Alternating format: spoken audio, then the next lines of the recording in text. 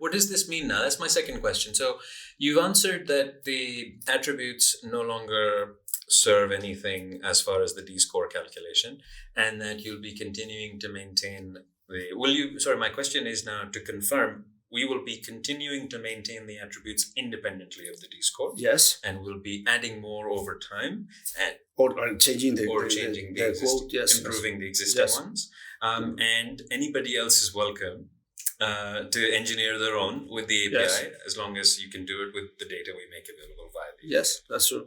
Cool. Okay. The one thing that I didn't say about it in the blog post is how we calculate it. I can give you some insights. No? It's the idea is that what demonstrates the most robustness of our training strategy is the track record. Mm-hmm. So the longer the track record, the most probable is that the training strategy is going to continue making money. Yeah. So that's the signal. No? That's the Darwin provided the Darwin signal. So it means that we are using a much larger period of data to use it for. Are you able to share what this period is? It's 5 years. Anything that is above 5 years, we don't take it into account anymore. It's 5 years. The most recent 5 years. Yes. Okay. We use the 5 years, most recent 5 years. Yes, and what we measure is the ability of the Darwin to make money in periods of 3 months, 6 months, 1 year, and 2 years. And what drives your choices for those periods? It's just imagine what makes a training strategy or a Darwin look beautiful. Like a martingale or? No. I mean, what you consider the perfect strategy is a strategy that makes money in any time frame. No, anytime at any time. That is robust, independently of time. You don't see any drawdown, and you see always. If there are drawdowns, the drawdowns are always similar. Mm-hmm. So there is a similar pattern in the way it makes returns. So this is we can take. So for example, the robustness of making money at any point in time, you measure it, take into account windows of 3 months, 6 months, 1 year, and 2 years, and make them and move them, and see how. It's the first robustness test you will conduct. Yes, but this is one of the things that we do. Mm-hmm. The other thing is that, and this is really powerful, is that whatever drawdown we see is different from previous drawdowns, we penalize also the. Okay, so there are such penalties. For example, you know my Darwin. I think people know my Darwin is Uli. Uli is not the most. It's not the most. So it's a you say carousel. It's very repetitive. It's yes, seasonal. but it's not robust. You don't see it as a robust strategy because it has tons of cycles, cycles, but are with huge drawdowns. Yes, but the thing is that the pattern is always the same. It is, yes. So if you're an investor at Uli and you have a drawdown, you don't get scared because it's similar to what happened in the past. Yes. So this is something that you need to also include in the D-score. Mm-hmm. When the pattern change on the way that this is super important.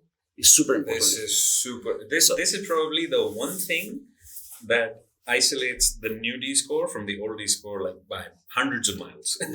Because if you can predict a change in pattern, that is massive. Well, I know if it's a predict, but at least mathematically there are ways to say, hey, this pattern is differently from the previous pattern, no? And this is something that we try to incorporate to the D-score.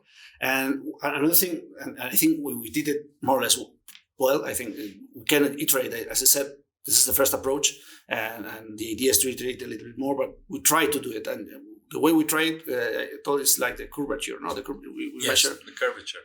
So we haven't spoken to the audience yet about the how of the new D-score. So I think it's probably a good time to go into that. I have one question for you as regards, again, attributes and new D-score. Yeah. So now that the new D-score is independent of the attributes, there are some attributes that in the past, when you looked at them in combination with other attributes, they would create a picture for you that either made it like, yes, this is very much something I want to invest in, or they said, no, because of this one attribute, like all the other attributes mean nothing. To give an example, if I saw now a Darwin with a D-score, a high D-score, like 75 or 6, but I saw it had a market correlation of 1.5, What should I infer from something like this? I think right now it's impossible that this happen. I mean, with the current score, if you have a market correlation of 1.5 with the maximum, with the new one, that's the thing. With the old one, you saw that it has a 1.5 in market correlation and a 50, maybe a 50 in the score. But you didn't know how much this market correlation bad grade is affecting the D-score. So they are not independent, and they were not giving you all information.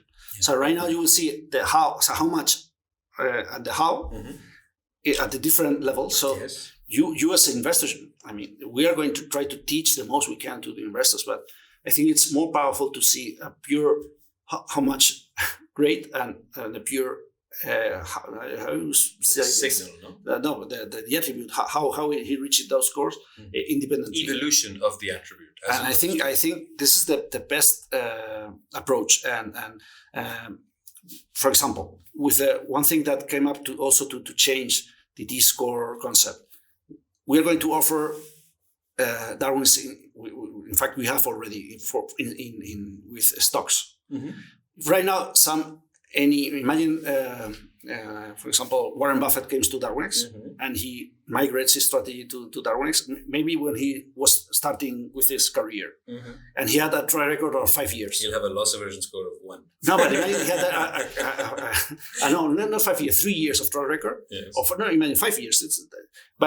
And with the existing D-score, he would have such a massive, really bad MC, market correlation grade. He would have 0. And we would have scored him the lowest, 50 of the score, the maximum. That's right. And although he was the best investor in the world, so this is something that, for example, it was another reason why we should try to avoid. So it's impossible to put all trading strategies. To bring all trading patterns and trading strategies and use the same investable attributes for them. It's impossible. This is super important, because I think with the new D-score, one thing that is becoming clearer is you needn't necessarily have high scores for all your attributes, as long as you can. If your D-score, your new D-score is high, it implies good things. But if that is complemented with scores on investment attributes that aren't particularly high but are stable, you may look at them positively this way. Is that what? No, what I'm trying to say is that Warren Buffett, even though he's the biggest investor, he would never reach 100 D-score at Darwinex with a current D-score, and it makes no sense. No. Right now, if he would score 100, and you see that he's a market correlation of 0, okay, but it's your choice to think about if it's whether you want to take that on or not. Something with that sort of correlation. It's I know it's a 0, but maybe 1. But he must score 100. I mean, he reached it. I mean, the performance is amazing. So the performance, he has 100. Now it's your call to think about if this performance was lucky or not, looking at the other grades. Based on but the other grades, they complement the D-score. I'm not saying I'm saying that it's a better approach to look only at the quote of the pure signal, because there are no illusions of leverage, and with the quote, the information is there. For example, I'm going to tell you another example. Imagine martingale. Martingale strategy. A martingale strategy right now, Darwinex would score really bad in LA and loss aversion and risk stability. Okay. But with the new algorithm of the Darwin, a martingale will never get a good performance at Darwinex. Why? Because it's impossible to make returns on with the algorithm of the Darwin with a martingale. So a martingale, without using the investable attributes, it's shown on the data. So it's already implicitly there in the quote of the Darwin. That this Darwin has an underlying martingale and is simply not investable. You will see that it's not investable. You see it. So it's quite visible. It's visible, and it's impossible to make really good returns because you are so much penalized whenever you change your risk. So it means that all the way you trade, if you have enough trading history, even though it's already in the quote, it's almost factored in. It's in the quote, so it's like it is. So it's better to. But as I said, for example, the investor attributes are really, really powerful to make a compensated Darwin portfolio. It's, for example, what we have learned from the timing. Timing, if you have a really good timing, it means that your trade against the trend. You are reversal counter trend. Yes. On the period of your trading, you're trading on typical of like scalping strategies. And so it's the best way to create a trading portfolio of Darwin is that adding Darwins that have a really good grade in timing and Darwins that are also really bad in timing because they complement each other. Mm-hmm. If you all your Darwins you're putting in your portfolio have a really good timing, it means that your portfolio is correlated. Very much so. Yes. You can have a really huge, huge drawdown in a really short period of time because all Darwins are entering at the same time trying to go into the attack those fade moves. No? For example, PLF, your Darwin, and NTI. NTI. Both of you, you have clear, good timing scores, and I've seen that you have certain moments you are correlated. Mostly during drawdowns. It means that it's giving to you a lot of information. And LA again, or capacity. The investor attributes complement the T-score, but they should be as independent as possible. That's I think the best solution. Mm-hmm. Interesting. So in essence, what we're saying is that the D-score will model as best as possible a signal that is free of as much noise as we can remove, and the investment attributes are best used as supportive information. Yes. Right? Towards construction of portfolios. Yes. The only once we have done the D-score and we started doing the back test of our portfolio, we also try to filter based on saying, hey, let's use only the D-score. Let's invest on those who have a D-score above 70. Mm-hmm.